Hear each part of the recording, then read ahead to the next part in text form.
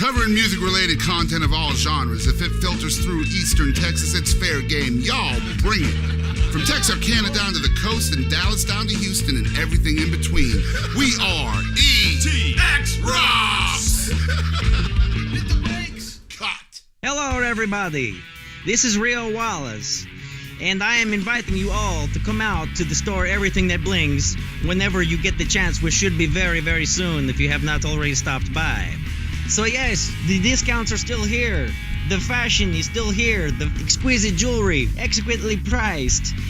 Whatever word my Spanish teacher tried to tell me. Anyway, so come on out. We are here from 10 a.m. to 7 p.m. Monday to Friday, and open 10 to 6 every Saturday. So come on out and we will joyously craft you with an outfit that will be outstanding. Ladies and gentlemen, welcome to a brand new episode of the ETX ROCKS podcast with yours truly, Boston Chris. And this is a little bit of a cooler little bit of an episode because I've got two guest hosts with me. I've got my beautiful co-host from the East Texas Music Awards, Miss Jen Ford. Howdy. And my very, very good friend, Miss Becky Terrell with Becky's Karaoke Crazy. How y'all doing? And we're sitting here with a gentleman from Quitman, Texas, and he currently lives in Sherman, Texas. He's been around the block. I'm not going to tell you how old he is yet because I think everybody will be quite surprised at the end of the show when we reveal how old he is. He's been around. He's toured and played with some of the most well-known musicians that you've heard on your country radio dial over the last 50 years, really. And he's connected. He knows a lot of people. And on top of all of that, he's extremely talented in his own right. And of course, I'm talking about Gary Jones Jr. Who's that guy? I've never heard of him. Well, you're sitting right here. You do exist, I promise you. There's three of us that can see you. And of course, we just went live with you on Facebook Live on your page and our page. That was a little joke we did up in Nashville a couple of years ago, and it was right whenever I was starting to finally make it big, and they said, we got Gary Jones Jr. in the house with us. I said, who the hell's that? So I know that you're Gary Jones Jr., so that means there was a Gary Jones before you. So I know that music has been a huge part of your life from the very beginning. Tell us about your dad and the role that he played in the classic country scene, traditional country scene. Well, it's pretty much the same story as mine. You know, we both started at about the same age, and he had his first band at 12, and like me, I did too. And then he started playing. He played with Uncle Dallas for many years, and whenever they was in high school together. And then next thing you know, he's working for Doug Kershaw back in the 80s. And then he was actually on the Greatest Hits album for the Eagles back in the 90s. And then, of course, he went to work for the man I know as Grandpa, Ray Price. And then he was off and on with Willie and Merle and all the big guys for the rest of his career. And was he a singer, a guitar player? What did he do? He was lead guitarist and harmony. Awesome. For all the guys. That's really cool. And, of course, he's retired now. He's fully retired. He does little things here and there around East Texas, but other than that, he's retired to the ranch and just doing cabinet work. Right. So, what do you got going on right now with your music? Right now, we're kind of at a standstill. We're just doing little shows here and there, and I'm doing more so acoustic because I've actually learned I can make a lot more money doing acoustic than I can with the full band. We're just wrapping up these next few shows, and then we're going to call it a year. Wow. And then that's about it. Of course, I'll be going to Nashville about December I'll be talking to one of my engineers and talking about getting a little album going and see if we can go from there. Well, I understand you went on the road with Ray Price at the age of 12. Wow, that's amazing. What was that like? To me, it was pretty normal. I thought everybody did it, to be honest. It's kind of like Army brats, you know, they travel all the time. They think it's normal. But I was in the line of work that would soon become my later line of work, and I thought that, you know, Waylon Jennings, I called him friend, Buck Owens before he died, George Jones, and I saw them as just normal people, and it was a real cool experience whenever I look back and say, you know, not everybody gets to do this, and some don't ever get to meet them in their entire life. Right. And how do you think those experiences influence you, like musically speaking? Oh, I'd watch them play. I'd be out there behind the stage. I was always out back. And I'd see their reaction to the artist whenever they'd walk out, and just tons and tons of people exploding. And I always said, you know what, I want to have a little piece of that. If I never become famous, I just want a little piece to say that I was in a little piece of history when people come back 100 years from now and say, hey, you know, this is Gary Jones, he did this, blah, blah, blah. Even if I never get an award in my life, I just like knowing that one of these days somebody will find me and say, hey, he was there, he did it, he was a part of it. Right. So Ray Price, you mentioned he's kind of like a grandfather to you. Right. He did more than take you under his wing. He unofficially adopted you as a grandson. So what impact do you think he had on your life outside of music? Well, you know, I saw a side of him that nobody else saw. I got to see the true country boy that he was. And from ever since I can remember, I always called him Papa Price. And he showed me just things that a young boy needed to be learned. And he showed me how to fish, how to hunt. And then later on, him and my dad had a talk. He said, you know, I can see your son, which they called me JR. And he said, you know, I noticed JR is really becoming quite a musician. I want to take him out on the road. So him and my dad had a conversation. Still don't know what that conversation was about to this day, but I said, let's take him out. Let's do it. Yeah. So obviously it was a good conversation because you went on the road with him. Well, you started putting together your own band while you were still in high school. That band is now still going strong. What do you contribute that success to? Honestly, it was... There's only one. I've only got one original member left. The last one, Uncle Dallas, passed away in January, and I think it was just our selection of music that kept us going strong. We came in at the right time to where it was a good time and bad time to come in, because it was in that time where the 90s was ending and the 2000s were taking over. And so it was mainstream and traditional kind of bumping heads with each other. So we kind of jumped in there right at the middle. It was mainly just the music selection. It's like Uncle Dallas would say, it was two kinds of music, country and Western. That's it. That's it. That's the way he put it. So besides Uncle Dallas, I'm sure he was a big influence on a lot of people from East Texas. He was. In their careers, and he's a legend still. But how did meeting recording artist Pity Pat Guidry affect your career? He inspired me a lot. He found me one day. I was playing in Mineola. There was a little place called Dooley Sports Bar and Grill. I was playing there. Of course, he's from Sulphur Springs. I'd heard him before, but I never actually heard his music until he did a show in Mineola one night. And I don't say it a lot, but I'm wide open when it comes to music, because I think music's beautiful in its own way, whether it's blues, rock and roll, country, whatever it is, it's beautiful. And the way that he presented it was just so beautiful that I just couldn't get over it. And he inspired so much because he wrote a song called The Last Highway that he later on gave it to me, and he wanted me to do a country version. So we became very, very close real fast, and he inspired me to just take that and just run and never say no. He's got a fantastic voice too. We were listening to him last night. Oh my gosh. I guess he's kind of probably a blues artist. He's a blues artist. He got started years ago in Vegas. Is where he made his big. From New Orleans, and he's played in Vegas a lot. That was his home area, was Vegas. He played on the side of the street on the main strip. And you somehow ran into him in Mineola, Texas. I ran into him in Mineola, Texas. After he retired, he came back to Sulphur Springs to live with his family, and just so happened, right place at the right time. Yeah, that happens a lot to Gary Jones, doesn't it? Unfortunately, sometimes it's good, sometimes it's bad. I have one more question. Sure. How would you describe your voice and your music? I can definitely say it's one of those unique voices. It's a little bit raspy. That's just because I actually had 13 surgeries growing up between the ages of 6 months old and 8 years old. I had 13 surgeries on my throat, and it was for laryngeal papilloma, which became later on a cancerous condition. And they said, you know what, he'll never be able to sing, much less talk. And so even at that age, I knew music was what it was going to be. And so I just had to keep on continuously. Once I figured out, okay, I can talk. Okay, let's see what we can do now. I just forgot where we're going with this. I forgot what the question.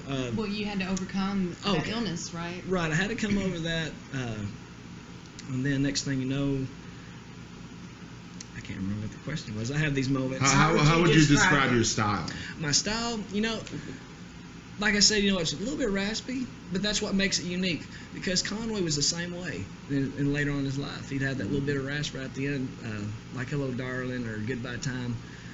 I think So it's- raspiness is sexy and Oh, gives you character. yes, It's smoky. I It's agree. real. Especially it's true to country music and blues music because it sounds more organic. Right, it gives it more style to it, a little bit more, a lot of Substance, more Right, more substance, substance. I think it's more unique to the artist as well. It is, and with my voice, it's like y'all noticed earlier, it's real soft as well. So I can range from falsetto all the way down to the lowest one, but I can't hold it for certain periods depending on what song it is. But I learned to work with it and just run with it. It's your instrument, and everybody plays their instrument differently. Exactly. So you recorded your first album. It was called Rainy Day Girl.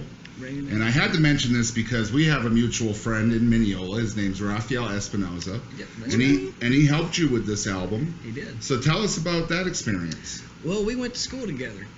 And, Really? we went to school. Wow. We graduated together in Alba, Texas. And I just moved to town. Of course, I grew up in Quitman, and I transferred to Alba when my mom's job. She transferred to a different place, and so I noticed one day this guy was playing guitar in study hall. I was like, well, hell, I'll bring mine tomorrow. And so we started playing together. And next thing you know, he's like, man, have you ever put an album together or anything like that? I was like, no, not yet. And he's So like, how old were you at this Oh, shoot, moment, I was would you about say? 17, 16, somewhere in Wow. there. And of course, he just had, one of the little at-home recorders that was about that big. And you go through there, put your instruments in, put your headphones on, and then master it. And Rainy Day Girl was actually recorded by Tommy Joe Wilson, and a good friend of mine. And I said, hey, man, I want to record this song. He's like, well, it's been 2 years. Yeah, you can go ahead and record it. And he's never asked for anything in return. And so I had that song. I had one that I wrote called Jesse James. Then there was a few more covers on there. And looking back now, I sound a hell of a lot better than I did back then. I think from being in the studio and doing the first time I was in the studio and I got the recording, I was so excited to actually hear myself on a CD It's completely coming through the speakers. But listening back, I'm like, man, that does not sound as good as I thought it did. There's a lot of artists that, or Jerry Lee Lewis, he'd say it. A lot of artists would say, your first album's supposed to be your greatest album when you look back, because it's supposed to be the one that punches out there and gets everybody's attention. And I told Jerry Lee Lewis a couple of years ago, I said, I made my first album and it sounded like crap. Well, tell us about some of the amazing people that you've had the opportunity to meet and some of the places that you've been during your music career. Oh God, there's just so many of them out there, between independent, major record label guys. One of my dearest friends was Waylon Jennings. Wow. I knew him from ever since I was a little bitty, and of course we lost him in 2012 or 2002. Buck Owens, I was there the night he died at the Crystal Palace. Johnny Cash, I got to know him in June for a little bit, which he's actually somewhere in my bloodline, or not in the bloodline, but he's married into my family somehow down the line. Willie, You've got a lot of music royalty in your family. there is. Of course, Willie Nelson, I've known him for years, And Buddy Holly? Buddy Holly was one of my late cousins on my dad's side. And who else? God, George Jones. Most of the legends that have recently passed away, I knew them on a personal level. And of course, all the Texas guys, Aaron Watson, Jason Bowen, those are the main guys I associate with today with the Texas music scene. And I think it's really funny, too, because he just mentioned probably the Mount Rushmore of country music. Mm-hmm. And he left out the major name Uh-oh. that he knows. He's friends with him. It's on his phone. And did not mention him just now. We're talking about the king of country music, George Strait. I've known George for several years now, since I think 2007. and we met during the Waco, but Mesquite Rodeo in 07. First major rodeo I'd actually been able to participate in, and I had actually gone downstairs to get a drink real fast, come back, I was texting somebody, I can't remember who it was. I think it was a girl I was talking to at the time. Probably. Most likely. Probably. And I accidentally bump into this guy and fall. Next thing I know, I got Coke all over me. I know I've got something on him. And I'm just sitting there thinking, man, he's about to kick my ass. And next thing I know is this big tanned up hand just reaches down and about to pull me up. I look up, I was like, oh, man, you're George Strait, ain't you? He's like, yeah. He's like, I'm afraid so. And we just started talking, and he figured out who I was real fast because he knew my dad because from the award ceremonies and everything. And then he's like, you're Ray Price's grandson, ain't you? I was like, well, yeah, I'm afraid so. And it's just been a friendship ever since. Wow. And I've gotten to know him, Norma, Bubba, his son, Bubba's wife, and I haven't got to meet the little grandbaby yet, but they keep sending me pictures. That's awesome. Yeah. That's exciting. It is. He's a good guy, and so we met through the roping, and that's So what's coming up next? Oh, that's a tough call right now. Like I said, we're fixing to get ready to go into the studio. This will actually be my first album, my first official album. Throughout the years, I've had people say, if you've done this and you've done that, you've toured with this guy, you've toured with that guy, but you don't have a single CD out. And how do you do it? I say, well, when you have CDs out, you're expected to take that CD and then on your next one, make it even more expensive, make it more than what that last one was. I say, if I take these songs I write, produce them myself, keep them in my arsenal, and don't let anybody else have them in Nashville, then I can control what happens. And it makes them eager for more and more, because then they're kind of limited. They have to come to the show to listen to it. And so, I'm associated with the Oil Palace, and those are the guys that really got me my break. And I mean, that's the next step, is doing the official album, is bringing out the official album from songs that I wrote back whenever I was 12, 13 years old. You seem like you're kind of a private person, but it's hard to do that when you're a musician. I'm pretty private when I'm not on the road. Of course, I do all kinds of stuff whenever I'm home. Anything to stay out of the house. Mm-hmm. But as far as interviews, stuff like that, I try to back away, because it makes them eager to know exactly who that person is. Kind of like George does. He doesn't do a lot, and it makes them eager to know more about him. Right. You always keep them wanting more. Well, tell us about your association with the Oil Palace. How did that come about? A couple of years ago, I was doing the thing, CMA Run for the Suns a couple of years ago. Mm-hmm. And, of course, Katie Lynn was there. Hannah Breck and all the little girls were there. It was a big Christian deal. And one of my friends was out there performing. And I said, hey, is there a slot open? She said, yeah. And so she got a hold of Andre, the man that was putting in charge of people. And so I got on there, and then next thing you know, Bobby Manziel comes up to me. He's like, hey, I recognize you. You're Ray Price's grandson, which that's the first thing a lot of people say. I said, yeah, blah, blah, blah. We started talking, and next thing you know, we're talking about the concert that we're fixing to put on. I said, I didn't know we was putting on a concert. He's like, yeah, you're opening up for the Tolman Brothers, which is I think it was Gary Stewart's former band. Right. And I said, yeah. So we did our contracts and everything, and he's like, I tell you what, I want to give you a contract for forever. He's like, this contract will never end as long as you want it to, and you can open up for any artist that you want to, as long as it's country or country rock, somewhere in there, and as long as they don't have an approved artist list. I said, hey, no, that's fine with me. So, wow, so what a fantastic opportunity. So I cut my teeth there at the Old Palace. So who are some of the acts that you have opened for there?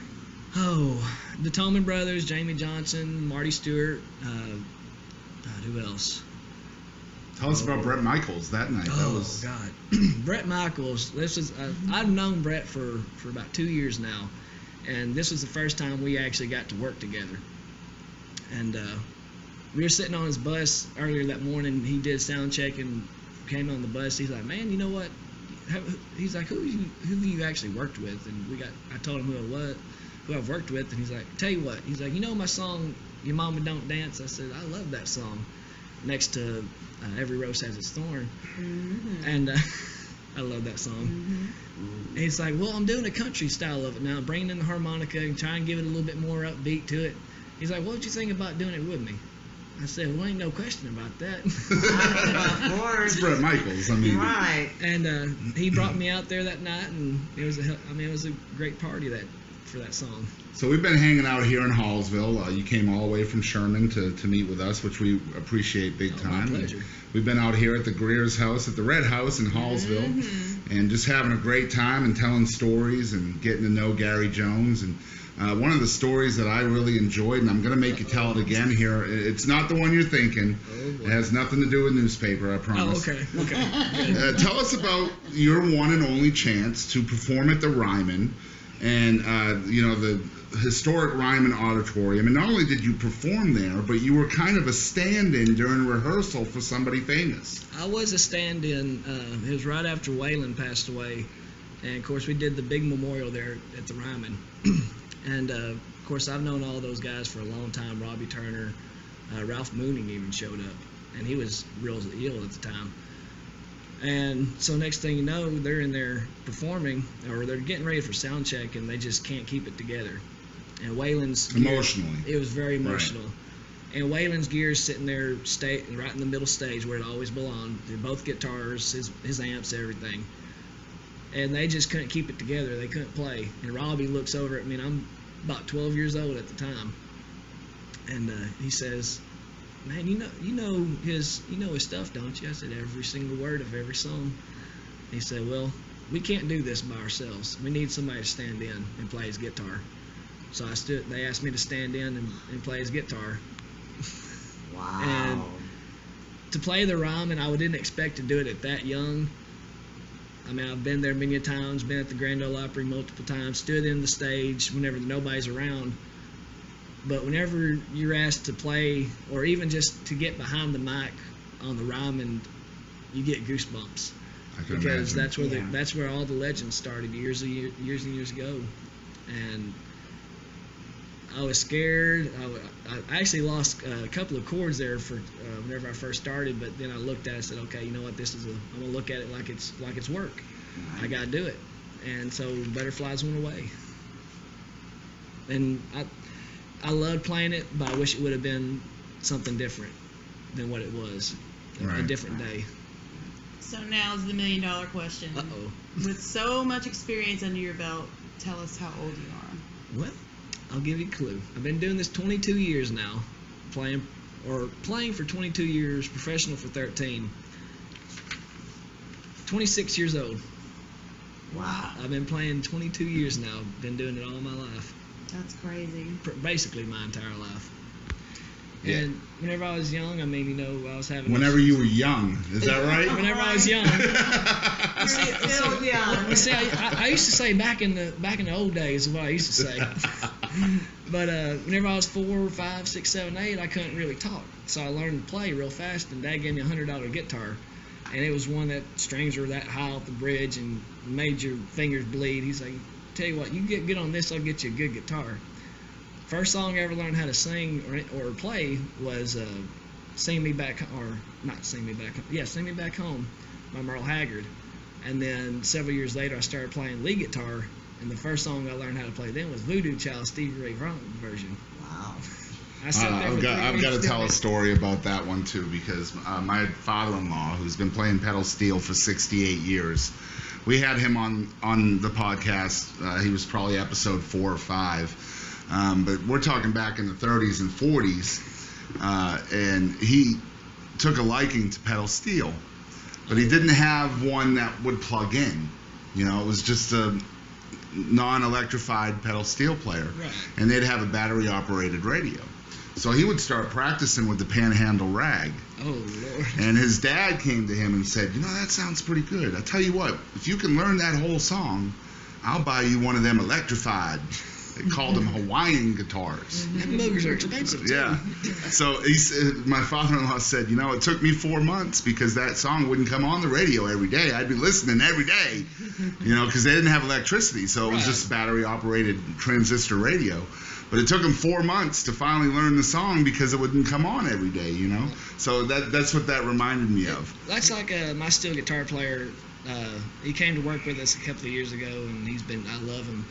And we've had multiple talks back and forth. He's like, you know, I'm not with you because of the money. He's like, I'm with you because I like you, and because you know what traditional music is, you know what a song is. Right. And whenever he was learning to play, he'd stay up for hours and hours after everybody's gone to bed. He said, sometimes I'd just fall asleep on the steel. I was like, well, it's the same thing with me whenever I was playing guitar. Well, you had a working relationship with Uncle Dallas. Tell us about that. What was your experience with him like? It was interesting. I can say that much.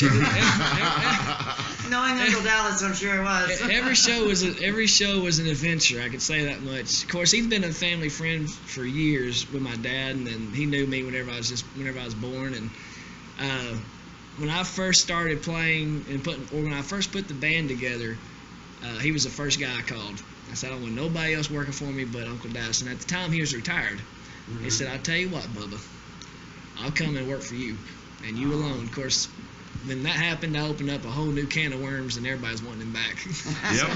I heard that Uncle Dallas had signed just about every bathroom stall from here to He had. everywhere.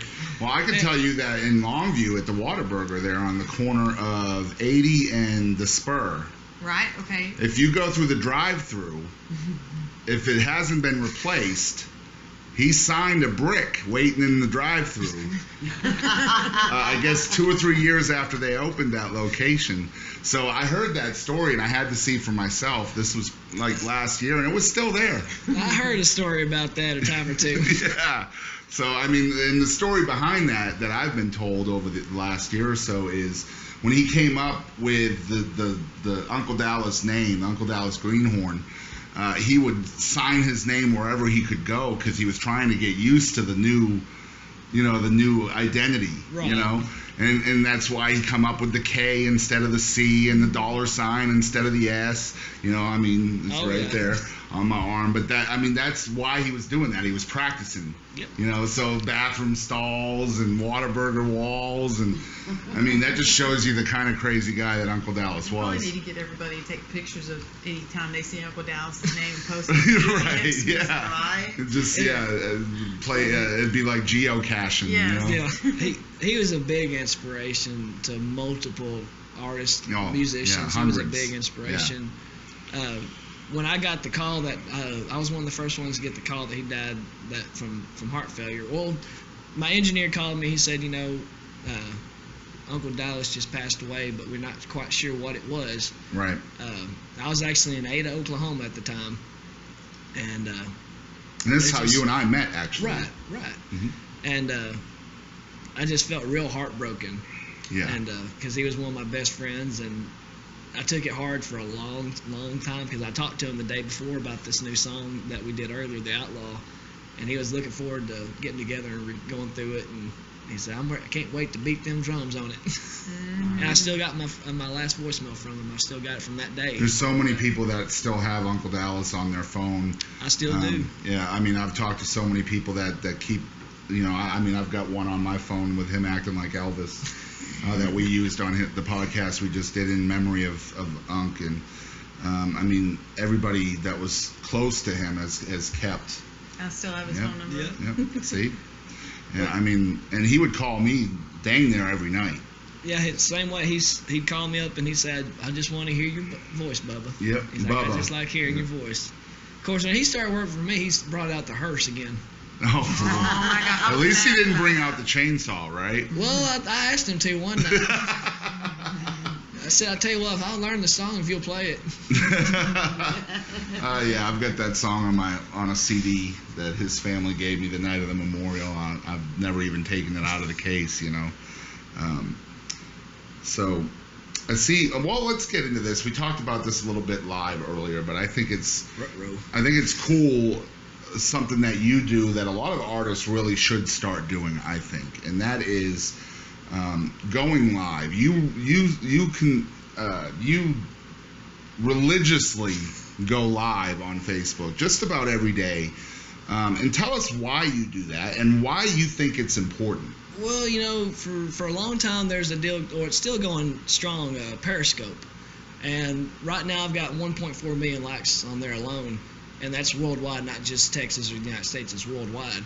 So I wanted to give my fans something that nobody else did. And I looked into so many other artists that did not do it. And so I was sitting around one night, I said, okay, you know what, so many people want to come see us perform when we're touring, and we tour all over the country. And some people just can't physically be there because either work or they can't financially do it or they can't find babysitters. And I hate not being able to please somebody, especially my fans, because if it wasn't for the fans, then there'd be no reason for me to be doing this.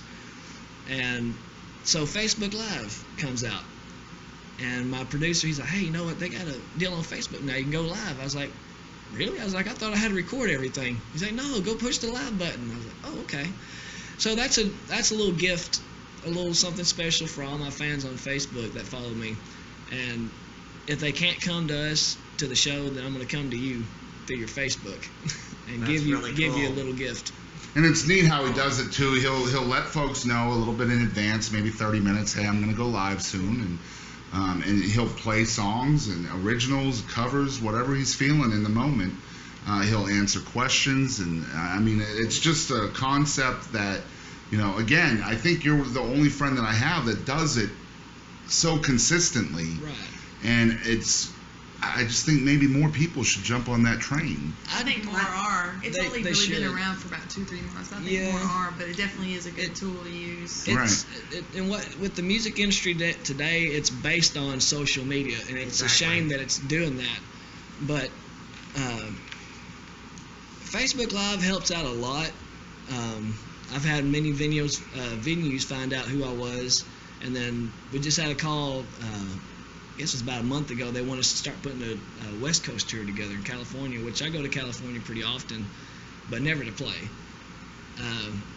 That's happened. And Facebook is the best free advertisement for now that you can use at this current time. And hashtags. Yeah. It's. I mean, a lot of people, old school people out there, don't get the use of hashtags. Right. And a lot of musicians, I'm sure, don't either. But hashtags is a way of identifying content that you want people to be able to search easier. You can't shy away from social media if you're in the public eye. Exactly. Not in this day and age, you can't. Well, that, and also with Facebook Live, it gives the fans an opportunity to see, okay, this is really him. This isn't somebody at a desk, one of his management teams doing this for him. True. This is the real guy doing it. And anytime somebody sends me a message, that's actually me talking to them. Right. That one-on-one is, I've noticed, is very important to Gary Jones for sure. I mean, I'm a huge traditional country fan. We've talked about this quite often today. And to hear some of the names that you've been associated with over the years, I mean, we're talking about people that I grew up listening to, and I know you did too. Oh, yeah. What was normal for you is something that I would have probably lost my crap over. Right. You know what I'm saying? I mean, just talking about going on Willie Nelson's bus or standing in for Waylon Jennings. Or, I got some I got to stories go on on the Willie. bus and live in I know, Florida. but he went on the bus with Willie on it, Yeah. is my point. I can still recall this day. There'd be tons of people trying to get on Willie's bus, and of course JT's his bodyguard and driver at the same time. Well, he'd have a line of people outside the bus, and I'd make them mad. Just go up there and open up the door and just walk in. So you mentioned earlier that you had that association, or you work with the folks over there, Bobby Manziel at the Oil Palace. And you were just out there in Tyler on Friday night while Jen and I were working for the awards. I was. You were across town at the Oil Palace, and what were you doing out there? Two superstars actually for the Christian genre. This was actually the first big Christian genre deal I got to work with. Francesca Badalisi, and Guy Penrod were there. And of course I came down to help out as well with all the contracts and everything. And Bobby walks up to me and says, "Man, how would you like to do the MC tonight?" I was like, well, I guess I can. I was like, I like guys. Like, I've always liked guys. Chief always talked about him a lot. He was one of his favorite Christian guys. And so I got to talk to Guy for a long time. We became real good friends. Talked to Francesca. She's a sweetheart. Our backup singer is just as good. I can't say this technically, but I'm going to because I'm in outlaw country, so I'm going to say it. Her backup singer is almost better than she is. Wow. You know her name? Samantha Stevens. You gotta pick good ones if you're gonna be. She is a very, very good one. She's doing her own thing right now too. We're planning on doing some stuff whenever I go into the studio officially. I'm gonna bring her in as well. But they asked me to do the MC and for the night, so I got to bring them out, take them off the stage and everything. And we didn't have a big crowd as what we thought we would. That's because they were over with us. Right? Well, you know, We were some pretty stiff competition that night. that's true. Well, I don't see any of my awards up here anywhere. Hey, not Sponsored yet. by Viagra. Not no, yet. not really. Well, you know what we say? I'm a Jones. We ain't got that problem. Oh my goodness. Hope there ain't no big Bible thumpers listening to that because they might not like that. We might put a disclaimer on it. Maybe might not. have Maybe to. we'll just surprise them. What did Gary Jones say? Well, any of my fans that know me, and any of my friends that know me, they know I'm going to say something else. No, we've heard worse. Trust me. And Trust me.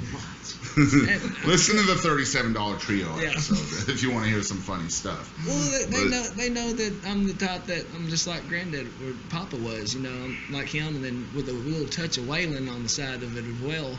And lately, a lot of my people, they've been like, you know what, you're starting to sound more and more like Waylon from your attitude. I was like, well, you know, I don't have time for the BS. It's a And fearsome combination, It Waylon and is. Ray Price. I'll tell you It what. is. Yeah. well, I tell them, you know, if there's nothing good going to come from that conversation, if it's just straight BS, I'm not gonna take the time to listen to it. Right. There you go. It's just gonna. Keep It's it real. it's wasting our time to do it, and you know we got business to do, and music business is the one business that you don't want to BS in. You got to go in strong. Yeah, you waste a lot of time sugarcoating Dude. things. I've seen them do it they did it to me a lot whenever I was up in Nashville. They put me on labels, turned around, and just completely shattered every one of us. And then, which later on became actually one of the bigger hits for me, The Outlaw, that I wrote. And Great song. When I It's on ETX Rocks Live. Check it out. Oh yeah, I took it to Nashville and performed it. And made a lot of executives' eyes go up and be like, "Oh, we know exactly who you're talking about." I would possibly have you do the LB story. I'll just say the initials, but I don't think we'll do that. We could upset some mainstream country people. Pop country. Oh yeah, there's an interesting story there. There's also an interesting story with me and Eric Church as well. Oh, And, really? We'll have to hear that one after. Hunter Hayes as well. Yeah, definitely after. So you mentioned you have a new album you're going to be working on. When do you think we could hear that? We're probably going to start working on it in January. That's our downtime between December and February is our downtime. So we're going to go up to Nashville and we're going to start talking to the engineer. I'm going to go, what's his name? Nathan. He's got a studio up there just a couple of blocks away from Music Row. And then, of course, I'll go to Waylon's studio as well with Robbie Turner. And hopefully, if everything goes right, if we can get a price set down and everything with the mastering and everything, you know, it should be out hopefully around April if we can get everything done. Of course, like I said earlier, I'm going to be putting on some stuff in there that I thought wasn't good at the time, but lately I've been looking at it and it sounds real good. Surprisingly, I wrote that at 13, 14 years old, and somehow I wrote this. It's going to have some new stuff on there. The Outlaw will be on there. Angel in My Life will be on there as well. Another great song. There's one I wrote for my sister. I'm thinking about putting on there. It was a present for her and my brother-in-law that I wrote for him. We're debating on that one. it's more so my choice if I want to do it or not. So when your album comes out, we would love to have you back on the show and maybe talk about the CD in more depth and try to sell it to some folks out there. We'd definitely like to help you with that. It's definitely going to have Waylon in there. I can say nice. It's going to have that Very Waylon cool. kick in it. So where can they find your music? All over, really, at YouTube, Facebook, Twitter, Instagram. I do Snapchat as well. What's that other one that you're still a member of? I'm actually still a member of MySpace, actually. That came out when you were like 10 years old. I was about 10. That was a big thing back then. So where can your fans find you next? What's your next show coming up? The next show. October-based shows. No, not that one. I ain't gonna be there for that show in the old Palace. The next show is probably gonna be in Sherman. I'd usually do a couple of shows there, acoustic deals. We're fixing to go out to Abilene. I think October 20th or something like that. It's one of those weekends. We'll be back out in Abilene. We got a few dates coming up in Florida again, and I'm thankful it'll be Florida because it'll be nice and warm down there when it starts getting cold. Right. Right. Yeah, it'll be a whole whopping 68 degrees in Yeah. December around here. Florida is my all-to-go state. If I want to get away, I go to Florida. I got a very good friend down there that's been in music, or he's retired from the music industry. He was an executive for Capitol and everything, and he's a good friend of mine. And he's like, "You're the only person that has a key to my house next to my wife." Wow. I was like, "Oh, cool, thanks." He's like, So, "Anytime." You guys have anything else? No, I'm very fortunate to have met you Yes. today. Yeah, Yes. I'm excited. We definitely want to once again thank Mr. Jones for coming on ETX Rocks with us, and I want to thank the beautiful Jen and the beautiful Becky for co-hosting with me this afternoon. And once again, you can find Gary Jones Jr. right there on Facebook at Gary Jones Jr. Music. You can also find his personal Facebook is Gary Jones Junior, I believe. Jr. Actually, I think it's Gary Jr. Jones. I think is how you have it Something listed. Like that. It's No, it's Gary Don Jr. Jones. something like that. Yeah, and he will, believe me, he will accept your friend requests. He's very personable, down to earth. He loves his fans. He goes live just about every single Jim day and I both are pulling out our phones. as That's the ladies very- pull out their phones. Now there is a link on my Gary pressure. Jones Jr. music page. There's a link down there that says book now, and it will take you directly to my website. Okay, There's videos on there. There's all. Well, let's see how Gary long it Don takes to- Jr. We're already Jr. friends. Hey, the guy from Breaking Amish just sent me a message right now. How about that? We've already been friends. Yeah. So he will definitely. Sent you a request. I just sent That's you a right. request. He sent me a friend request. So you guys make sure if you want to book Gary Jones Jr. and the Silver Spurs, or just Gary by himself acoustically, he will go anywhere. For sure. I'm right? not like No Show Jones. I go to all my shows. I told I show up Jones. I've got a little saying that says, got show will travel. We got to get him into the back porch, Miss Jen, for sure. Yes. I'm gonna make some calls. Well, see, Awesome. you said something about going to the Sandbar. I played there whenever they first reopened. Really? Couple years Yeah, I'll be there this Friday with Del Rio. Urban D's tonight. Are you playing tonight? Or no? Okay. Well, anyway, we'll wrap this up, Gary. Thank you again, Jen and Becky, with me as well. You've been listening to another great episode of ETX Rocks. Remember, guys, keep on supporting local music, and East Texas rocks. We are ETX Rocks!